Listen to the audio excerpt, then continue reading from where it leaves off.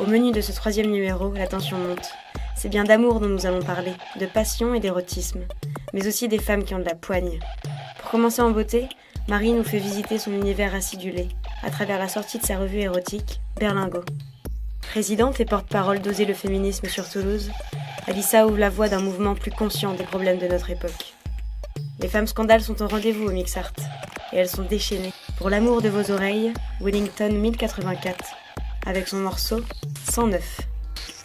C'est l'heure de la gourmandise, avec Marie, créatrice de Berlingot, revue érotique qui se savoure tout en finesse.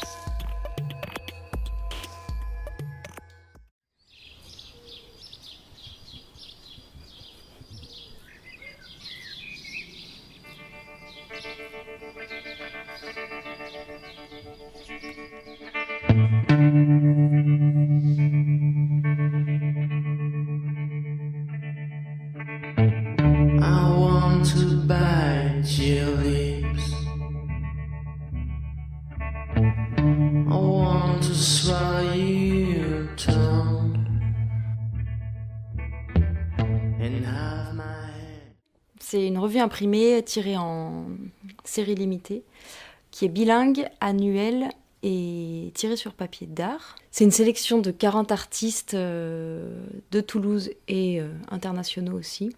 Donc on parle d'anatomie, animal, botanique, énergie, fétiche, genderfuck, rectum versum, up and down, cordes et playlist. La revue, elle est construite aussi en essayant de raconter une histoire et en essayant d'amener les gens qui voient les images vers quelque chose. On a fait un long brainstorming pour trouver un nom qui soit gourmand et évocateur, mais accessible à monsieur et madame tout le monde. Pour moi, ça évoque les tétraèdres de lait concentré qu'on avait quand on était gamin. Et donc, c'est multifacette.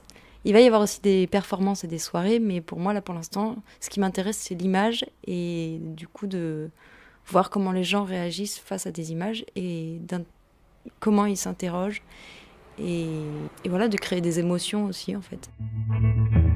If you cut my face with your nails,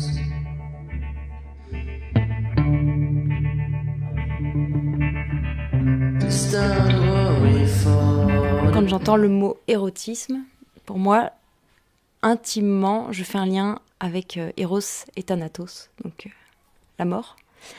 Parce que mon histoire de vie fait que j'ai commencé à m'intéresser sérieusement, on va dire, à ça, quand j'ai réalisé, en gros, que j'étais mortelle. On va dire que je me suis réconciliée avec ce mot il n'y a pas si longtemps que ça, parce qu'il est très galvaudé et relié à des choses complètement éloignées de ma vision à moi. C'est-à-dire que quand on dit érotisme, on a tout de suite des images clichés de chaussures rouges et je ne sais quel collant à la con.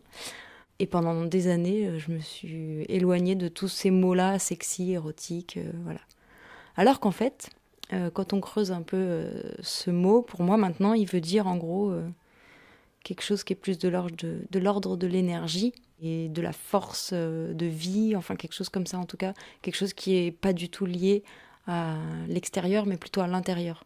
Et du coup, par rapport à Berlingot, ce qui est intéressant avec Berlingot, c'est qu'il y a plusieurs facettes et que le but, c'est de justement éviter de figer la notion d'érotisme avec quelque chose qui soit statique.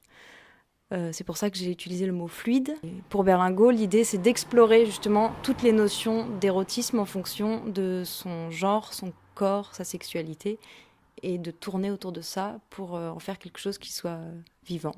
Quelqu'un qui va peindre un corps va y mettre une intention, va y mettre une énergie. Et pour moi, le bondage, c'est la même chose en fait. On va avoir un lien avec un corps et on va y mettre une intention et on va y mettre une énergie.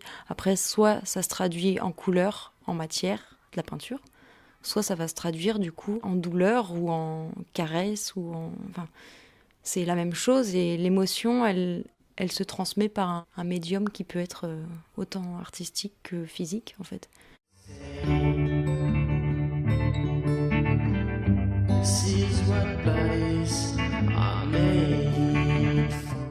Gisli, c'est une actrice porno genderqueer qui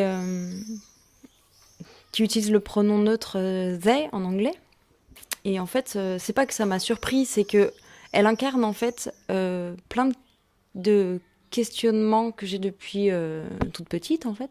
Vu que je suis un peu vieille, il n'y avait pas Internet quand j'étais ado.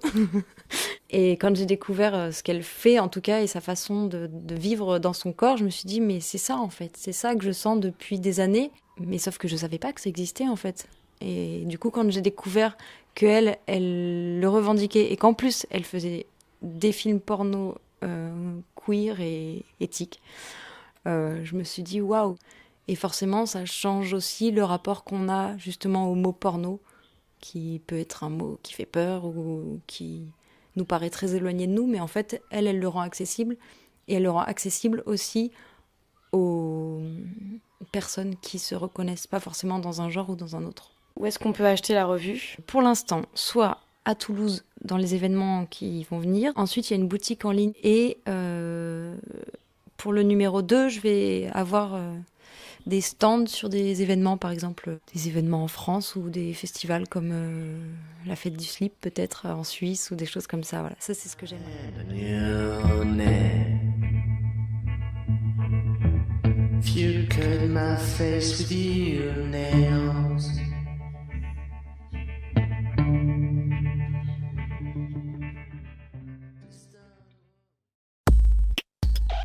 Et maintenant, Alissa nous explique tout sur Oser le féminisme.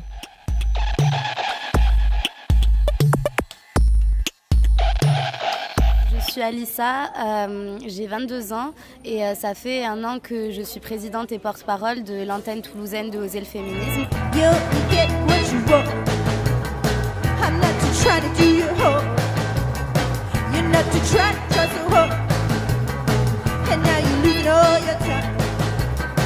Le 28 septembre, c'est la journée internationale de lutte pour l'accès à l'avortement. On trouve que c'est inadmissible qu'encore aujourd'hui en Europe, il y ait des pays où l'accès est totalement interdit ou alors avec des conditions qui sont vraiment trop infimes. Donc c'est important le mot accès parce qu'en France, du coup, la loi sur l'avortement est adéquate, mais l'accès à l'avortement est sans cesse remis en question. Donc avec les lits qui sont réservés à l'IVG qui sont de moins en moins nombreux, avec les urgences gynécologiques qui passent en priorité, avec le délai de 6 semaines qu'on trouve trop bref. Donc voilà, plein de choses comme ça contre lesquelles il faut encore lutter et se battre. Et un enfant, si je veux, quand je veux, ou pas. Et un enfant, si je veux, quand je veux, ou pas. Mon corps, mon droit, mon choix, notre liberté et droit à l'IVG. So what is more offensive? A little girl saying fuck or the fucking unequal and sexist way? Society treats girls and women. It's our future. So listen up, grown-ups. Il n'y a pas de petits et de grands problèmes. On lutte contre un système en fait, qui est le système patriarcal, où il y a un seul point de vue qui est représenté, c'est le point de vue dominant, donc le point de vue de l'homme blanc, hétérosexuel, cisgenre. Et on considère qu'en fait, il y a un déterminisme de genre qui a lieu dès l'enfance. Le but du féminisme, c'est la déconstruction de ces constructions sociales. Et c'est de dire qu'il n'y a pas une seule façon d'être un homme, il n'y a pas une seule façon d'être une femme, il y a autant de façons de vivre, d'exister, de ressentir et d'aimer que d'êtres humains sur cette terre. Et du coup, tout aussi bien, le féminisme va se battre contre les violences conjugales, les viols, etc., le harcèlement de rue, mais également pour les congés paternité, pour que les petits garçons puissent faire de la danse classique, pour que les petites filles puissent mettre des pantalons et faire du foot, etc., etc. On a certains types de jouets, certains types de vêtements qui nous empêchent de courir. Nos parents nous font faire certaines activités extrascolaires plutôt que d'autres. Ensuite, on grandit, on est sexualisé dès notre plus jeune âge avec les codes vestimentaires dans les établissements scolaires. On sous-entend que l'éducation des filles est moins importante que celle des garçons, puisqu'on renvoie une fille chez elle pour se changer pour que les garçons puissent se concentrer. C'est toujours pareil, en fait, on n'éduque pas les garçons à ne pas voir la fille comme un objet sexuel, on éduque les filles à se cacher, se protéger, etc. Et au final, la fille est toujours perdante parce que qu'elle s'habille ou pas, elle sera jugée au final. Il y a beaucoup d'hommes qui viennent me voir, qui me disent oui, je me considère pour l'égalité des genres, mais par contre, franchement, le terme féministe, je ne le comprends pas. Pourquoi on devrait s'appeler féministe et pas humaniste ou égalitariste, etc., etc. On vit dans une situation situation d'oppression, donc d'oppression des hommes vis-à-vis des femmes. Même si bien évidemment tous les hommes ne se sentent pas oppresseurs, c'est un état de fait, les femmes sont oppressées dans notre société actuelle. Et du coup, à partir de là, dire humanisme, dire égalitarisme, c'est bien beau, mais en fait c'est pas le même problème, c'est pas la même question. Le terme féministe, il s'adresse à cette spécificité particulière, à ce combat-là, qui est une lutte à part entière. Et du coup, c'est important que ce terme reste présent. Le mot femme, c'est un gros mot dans notre société. Et tout ce qui a trait au féminin, c'est considéré consciemment ou pas comme inférieur. Et que du coup, pour un homme de se dire féministe, ça va l'émasculer ou toutes ces choses-là, tout ce qui s'ensuit. You get what you want. I'm not to try to do you harm. You're not to try to cause a harm.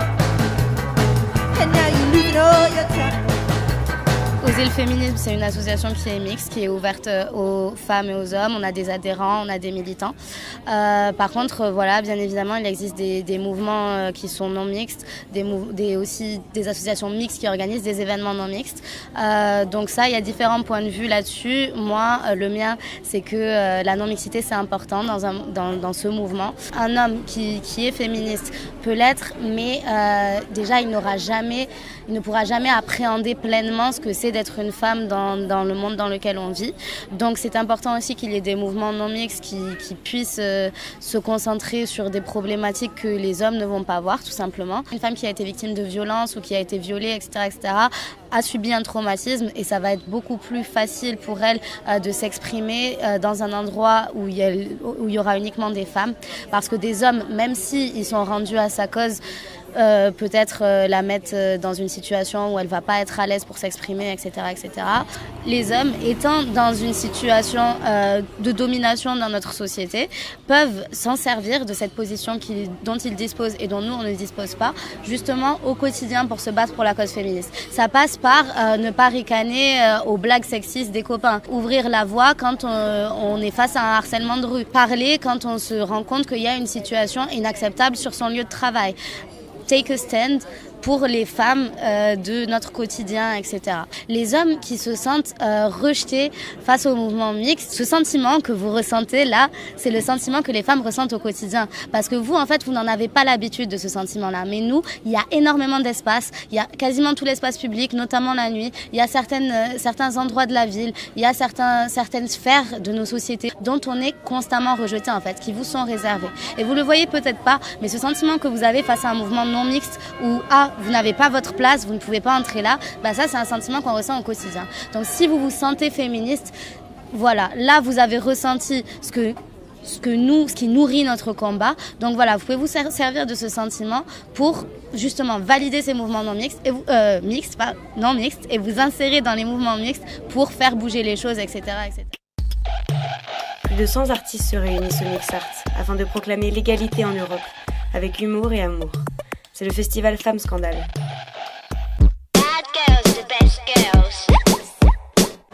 Bon alors nous on est Moumou et Moumou, on prépare Femmes Scandale, donc des artistes qui viennent d'un peu partout en Europe parce qu'on est un festival qui fait partie d'un réseau européen. Donc ça a commencé avec Femme Fatale en 2010 à Londres. Ensuite ça s'est exporté à Oslo, à Berlin, en Italie, en Espagne. Nous, on a rencontré les Espagnols, c'est elles qui du coup, nous ont motivés à faire l'édition française de ce festival. La première édition, c'était en 2015. Il y a des idées différentes, mais il y a aussi un noyau dur. C'est rassembler les artistes féminines dans un même lieu pour s'exprimer sur ce que c'est d'être une femme de nos jours, d'être une artiste féminine de nos jours. Nous, c'est pas vraiment un festival uniquement féminin, puisqu'il y a aussi des hommes, nous c'est queer transgenre. Donc nous, on se pose plus en fait la question du genre, c'est-à-dire d'être qui on veut être, et sur un équilibre entre l'homme et la femme, que mettre la femme au-dessus. On n'est pas féministe radical, voilà exactement. Nous, ce qu'on aime, c'est faire collaborer des artistes ensemble, ici, qui se connaissent pas forcément ou qui un jour ont voulu le faire, qui n'avaient pas forcément l'opportunité. Sur les DJ aussi, c'est-à-dire là, pour tout ce qui est DJ, parfois même concert, à chaque fois on propose une collaboration entre VJ et DJ et un spectacle, que ce soit de la danse ou vraiment tout ce qu'on peut imaginer. Il y a même du fakir, on essaie de proposer vraiment des choses un peu pour surprendre le public et qui kiffe, qu'il en ait plein les yeux, quoi. Everybody, shake your stuff back, girls, I'm with it.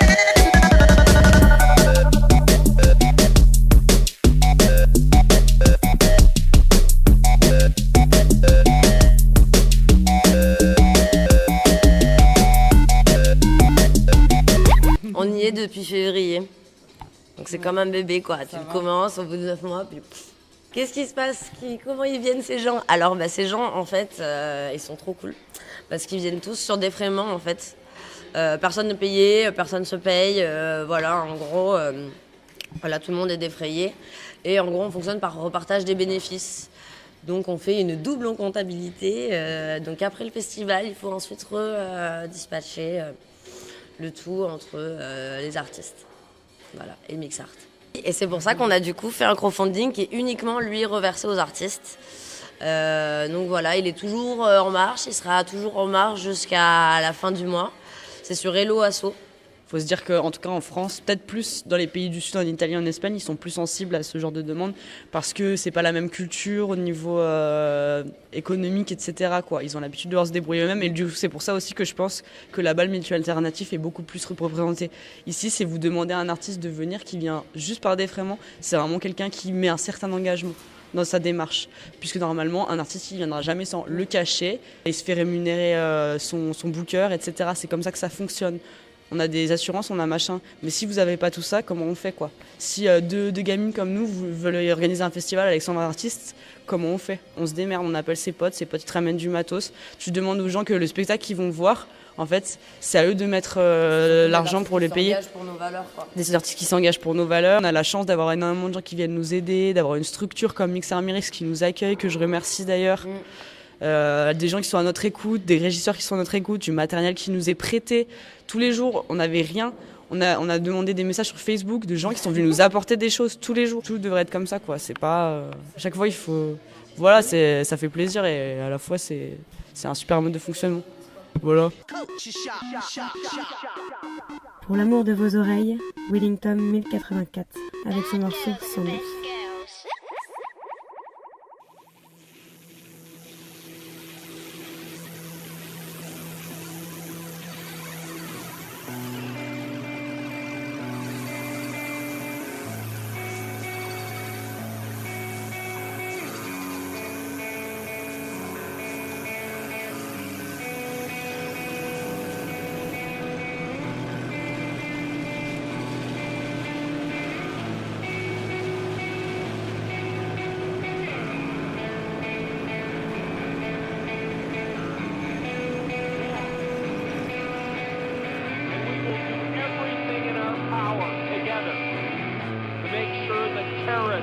Never, ever again can create this mayhem, this chaos, this violence against our people and our... Recognize 56-200 dead at traffic.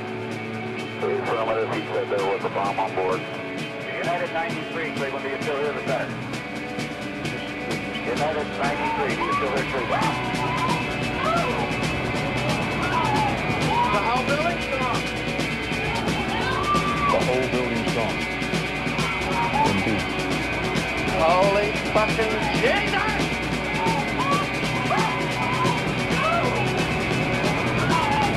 The whole building's gone. The whole building's gone. Indeed. Holy fucking Jesus!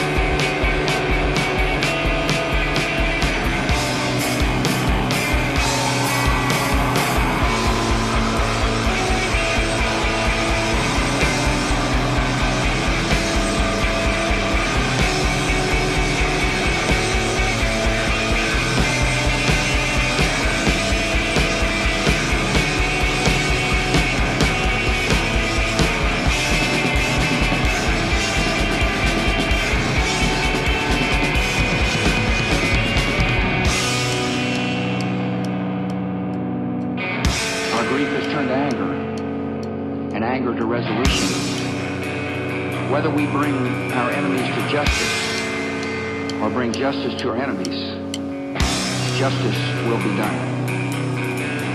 Get all the freaking cops away from the building. What's wrong? That's just one day. Let's go.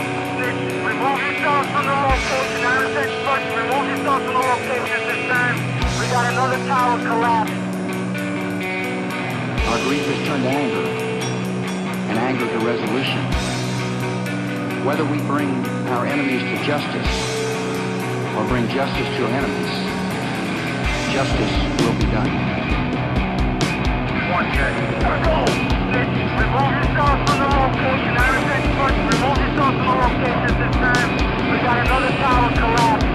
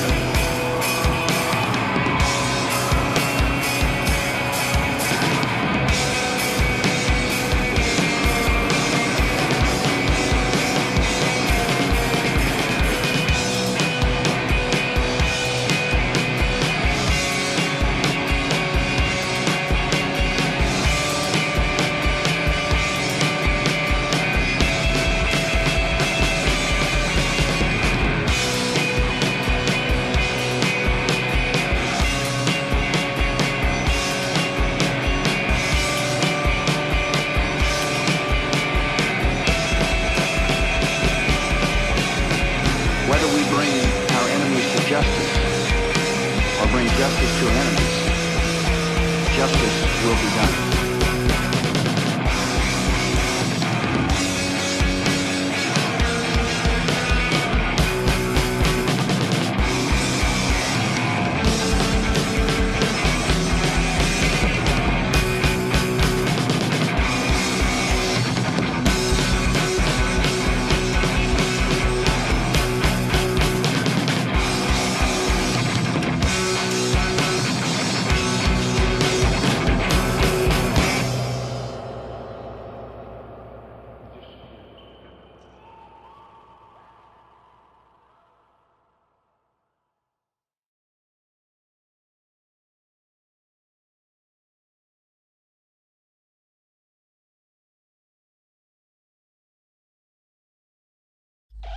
Retrouvez Freaks sur la page Facebook du collectif Libre et Heureux et sur notre chaîne YouTube.